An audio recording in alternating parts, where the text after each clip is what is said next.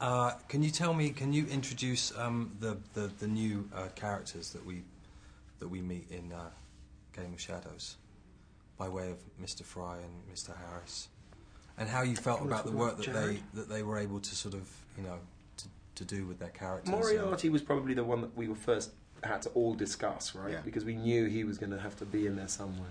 Yeah, we daydreamed about having this super formidable opponent that would take Watson and Holmes to the brink of their combined abilities. And a lot of big names were discussed, and Jared was in the mix, and then all of a sudden, when it fell his way, is really probably the most important integer in the whole film. And then, objectively, I bet you could speak a little more about Mr. Fry. Yeah, well, it was interesting because, again, going forward and wanting this piece to be all the things that people liked about the first one, but equally maybe looking back to the books and thinking, like, okay, where can we mine these books even more?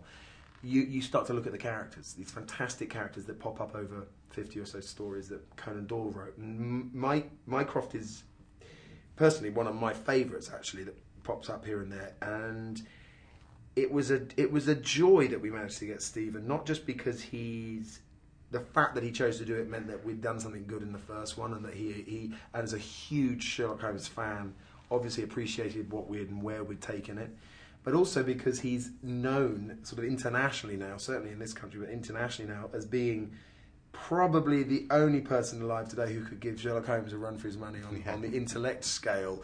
And he's also got a fantastic body, and so we managed to get him naked in this film, which is even better. Fantastic body of work. Which I think also naturally segs to Noomi Rapace.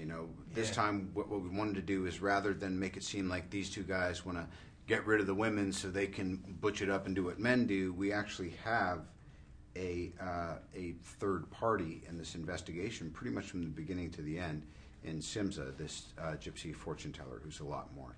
And just like Noomi's a lot more than the character she plays, she really, really, really, I think, notched up the emotional effectiveness of A Game of Shadows. She took what was wonderful was she constantly wanted to root it in reality, and so the idea of losing her brother, the mystery of knowing whether or what her brother had done, the fact that she was a gypsy and never outside the law, all of those things she kept really bringing back to a base of reality. That's magic, fellas. I think we're out of time. Cool. That was really sweet. Thanks so much. Nice to meet you. See you around. Yeah, you bet.